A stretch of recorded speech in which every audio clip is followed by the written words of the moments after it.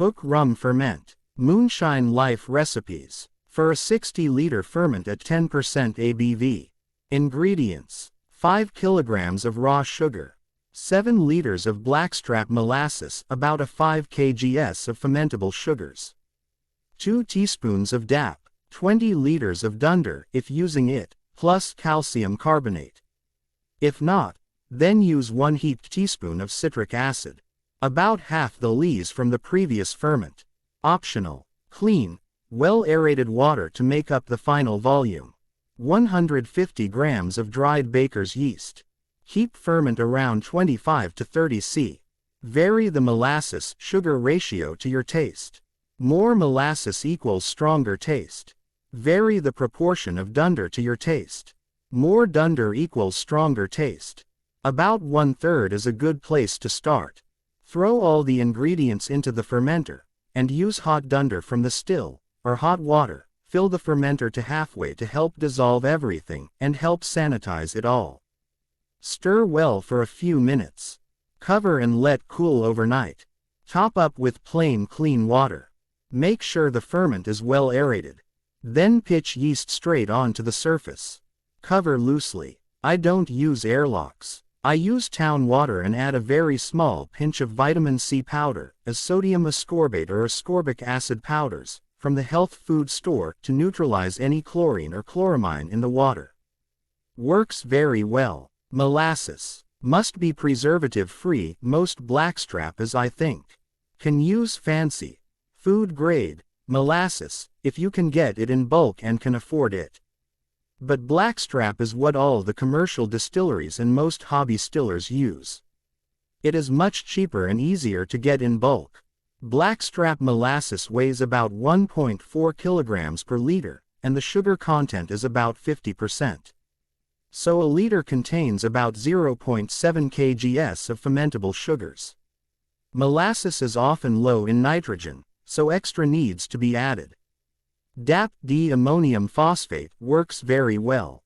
Can substitute 2 tablespoons of plain tomato paste for DAP. Doesn't seem to affect the taste. A hydrometer is not much use on a molasses wash, as the unfermentable solids in molasses gives false high readings. Just go by weights and volumes for the ferment mix. Brown, or dark brown sugar can be used instead of molasses. It will give a much lighter flavor.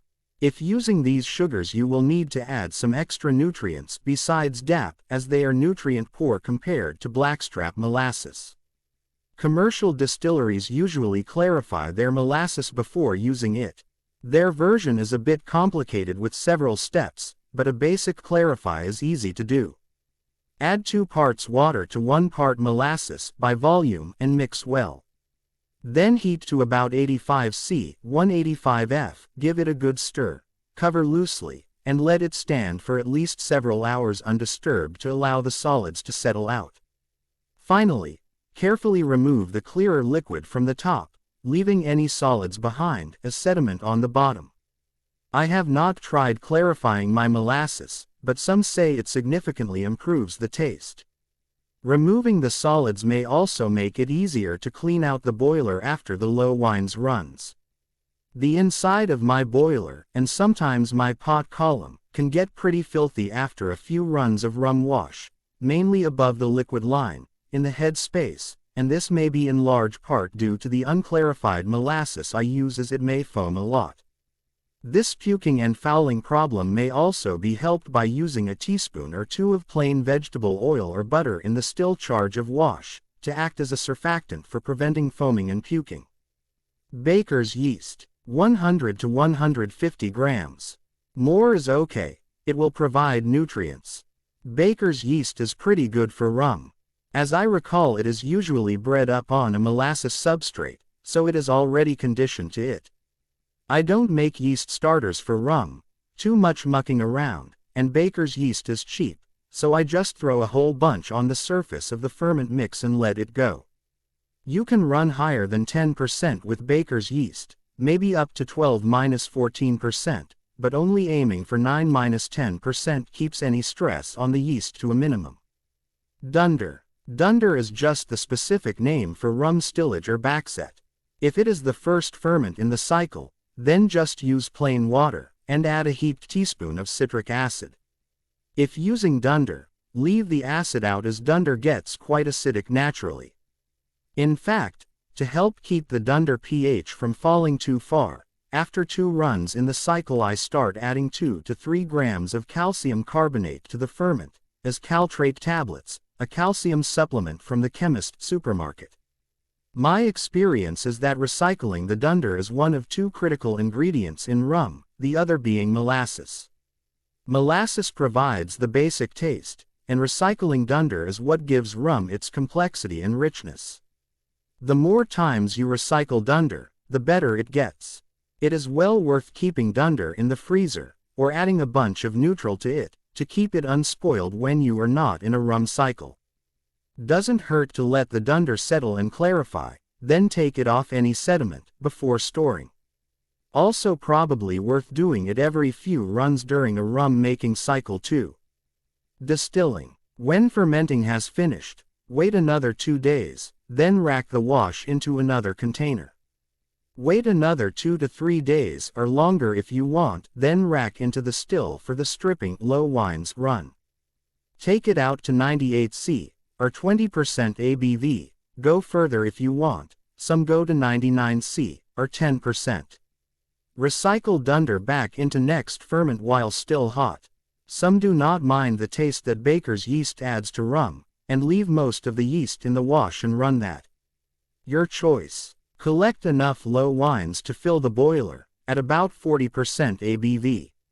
I find leaving the low wines sitting in a container with a loose-fitting lid, such as a cheap stainless stockpot, for a week or so, to let it air out a bit, noticeably improves the final product. For the spirit run many add some fresh wash to the low wines, typically equal to about 10% of the low wines. It adds extra flavor. The ratio of wash to low wines can be varied to taste. More wash equals stronger flavor. Make sure the low wines are no higher than about 40% ABV, and charge the boiler to about 4/5 full for the spirit run. Fill to a lower level if using more than about 10% fresh wash, to avoid puking into the condenser. After boil up, I run at about 600 W, 2 to 3 drops a second, for the fours, step up a bit for the heads, about 4 to 6 drops, just below a stream, then finally step up to a thin stream a bit thicker than a pencil lead for the main cut parts. The power usually needs to be turned up a bit 2 to 3 times later in the main cut, to keep the same output rate. I collect the first part of the run in separate jars, until I am clearly into the hearts, then switch to a bigger container and empty that into the main collection container every liter or so. Once I am getting near the tails, I switch back to the smaller jars.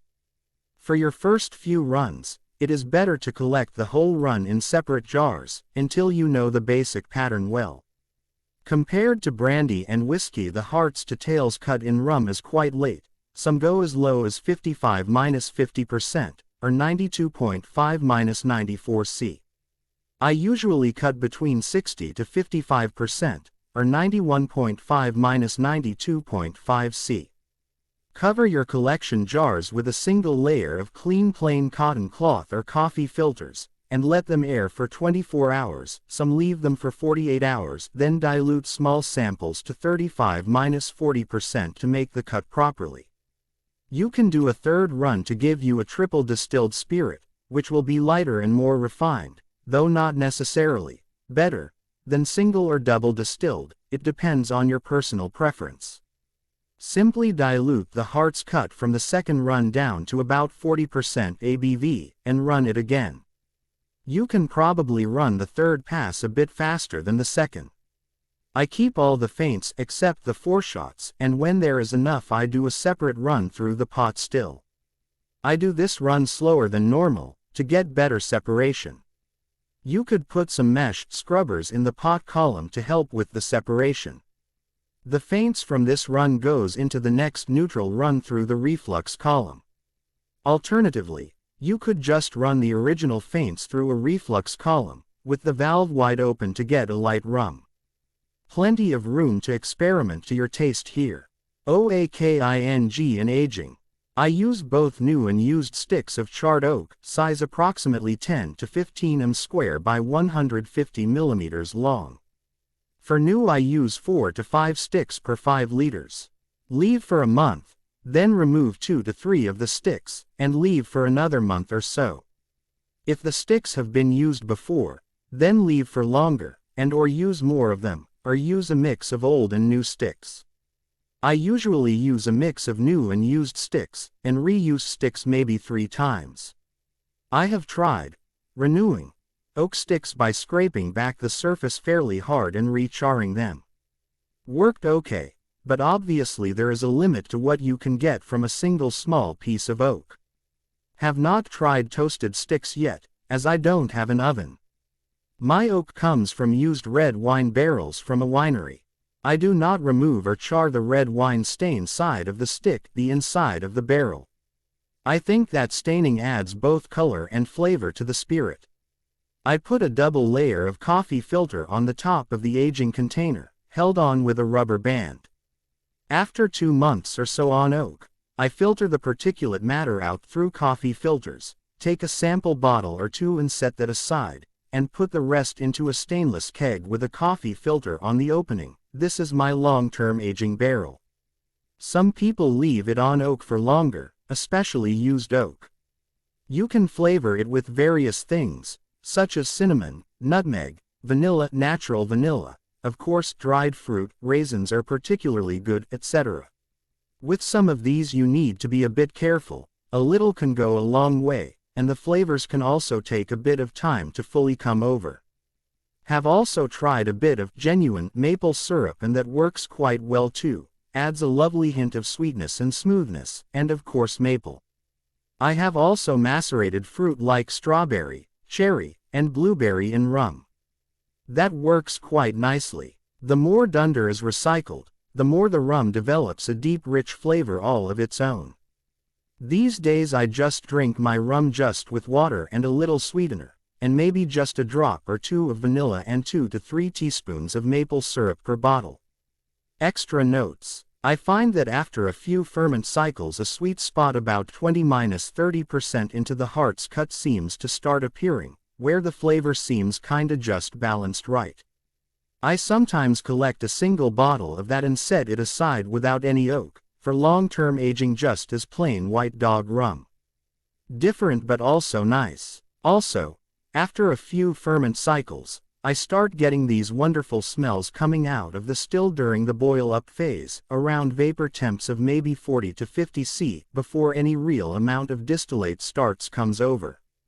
They smell better than anything that comes out during the main run, but they don't taste so good, so don't add them to your final product. Wish I could get the whole hearts to taste like that smell. Rum is pretty raw and rough straight out of the still and it benefits a lot just from simple aging. I leave mine for at least 2 months, and it is quite nice by then, but longer is better. The commercial stuff takes at least 2 to 3 years of aging, by law in most countries I think, though their cuts are probably not as tight as ours due to commercial pressures, and a lot of that time may just be to let the rougher cuts smooth out.